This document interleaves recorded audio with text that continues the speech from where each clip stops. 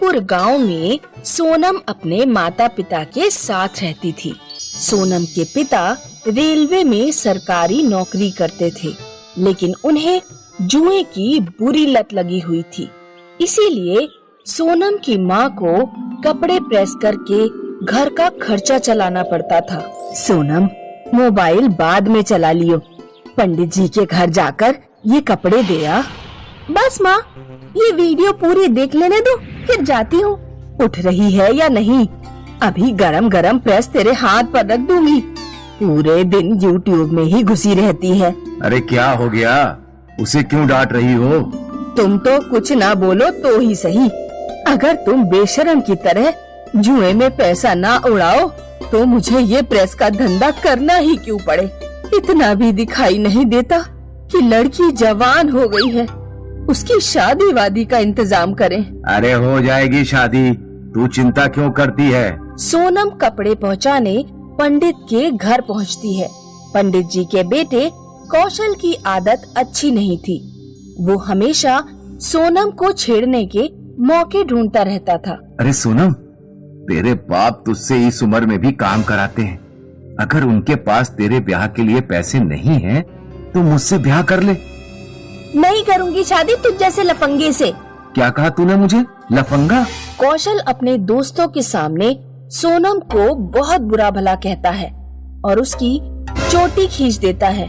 सोनम रोती हुई घर पहुंचती है और सारी बात अपने पिताजी को बताती है। उस पंडित के लड़के की इतनी हिम्मत! अभी जाकर बताता हूँ उसे। सोनम के पिता गुस्से में कौशल के पास जाते हैं और कौशल को एक जोरदार थप्पड़ लगाते हैं। मेरी बेटी से दूर रहना। कौशल गुस्से से पागल हो जाता है। वो कुछ जुआरियों को पैसे देकर कहता है, उस सोनम के बापू को हमेशा के लिए ठिकाने लगा देना। उस रात सोनम के पिताजी जुआ खेल रहे थे तो कुछ जुआरी उनसे भिड़ गए। उन्होंने सोनम के पिता के सारे पैसे छीन लिए और उन्हें नदी में फेंककर गांव से भाग गए। अगले दिन गांव की एक औरत ने सोनम के घर आकर खबर दी कि उसके पिता की लाश नदी किनारे पड़ी हुई है। सोनम और सोनम की माँ दौड़ते हुए नदी किनारे पहुँचते हैं। माँ, पिताजी को जरूर उस पंडित के लड़के कौशल ने मरवाया है। सोनम की माँ के मन में डर बैठ जाता है कि कहीं पंडित का लड़का सोनम के साथ भी कुछ गलत ना करे। इसीलिए वो दूर गांव में एक लड़का खोजकर सोनम की तुरंत शादी कर देती है। शादी के बाद सोनम को पता चलता है कि उसका पति विपिन पियक्कड़ है। वो अक्सर रात को गांव के नाले में पड़ा मिलता। सोनम को रोजाना उसे घर तक उठाकर लाना पड़ता। विपिन घर पर कोई पैसा नहीं देता था। एक दिन सोनम की सास ने सोनम से कहा, बहू, मैंने सोचा था कि मेरा बेटा शादी के बाद सुधर जाएगा, लेकिन ऐसा नहीं हुआ।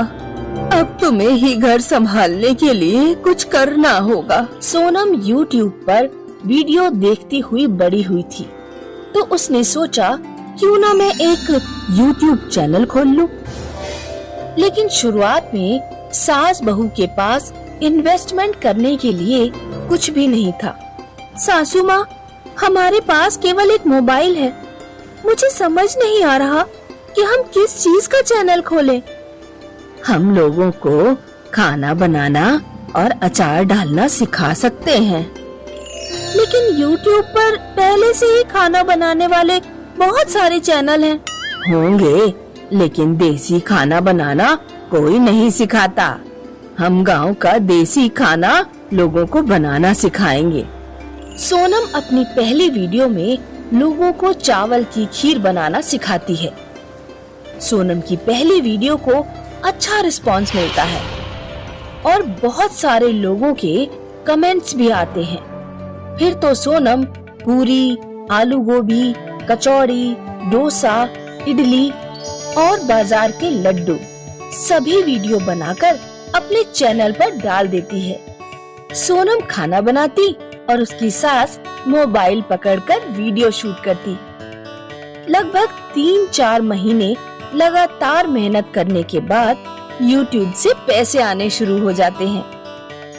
सासू माँ, आज YouTube की तरफ से $100 आए हैं। मात्र 100 रुपये? इतनी मेहनत के बाद? 100 रुपए नहीं, $100। डॉलर अमेरिका की मुद्रा है, जैसे भारत की रुपया।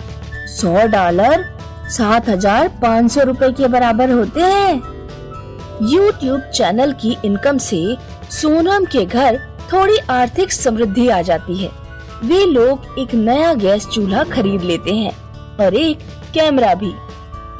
एक दिन जब सोनम दूध से खोया बनाना सिखा रही थी तो अचानक भगोना गैस से फिसल गया और गरम गरम दूध सोनम के ऊपर गिर पड़ा। सोनम की सास विपिन के पास मदद के लिए पहुंची, लेकिन विपिन हमेशा की तरह पीकर नाले में पड़ा हुआ था। आखिरकार सोनम की सास गांव के एक आदमी को लेकर घर पहुंची और उसकी मदद से सोनम को हॉस्पिटल पहुंचाया। वैसे तो सोनम उसे उठाकर ले जाती थी, लेकिन आज सोनम हॉस्पिटल में जिंदगी और मौत की लड़ाई लड़ रही थी। उधर विपिन उस रात नाले में ही पड़ा रहा। विपिन को सुबह होश आता है। अरे मैं ये नाले में कैसे? रोजाना तो मैं बिस्तर पर जागता हूँ। तुम बहुत गिरे हुए इंसान हो। रोजाना तुम्हारी पत्नी तुम्हें उठाकर ले जाती थी। आज वो बेचारी हॉस्पिटल में है, वो जल गई है। तुम्हारी माँ तुम्हारे पास मदद मांगने आई थी, लेकिन तुम्हें तो होश ही नहीं था। विपिन को अपने ऊपर बहुत शर्मिंदगी महसूस होती है। वो दौड़ता हुआ हॉस्पिटल पहुंच जाता है। सोनम बेड पर बेहोशी की हालत में लेटी है। मुझे माफ कर देना सोनम, मैंने तुम्हारा बिल्कुल ध्यान नहीं रखा।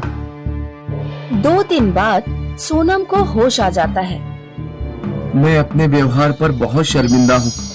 मैंने पीना छोड़ दिया है। अब मैं भी YouTube चैनल पर वीडियो बनाने में तुम्हारी मदद करूँगा। चलो, मेरा जलना किसी काम तो आया। कुछ दिनों बाद सोनम ठीक होकर घर लौट आती है।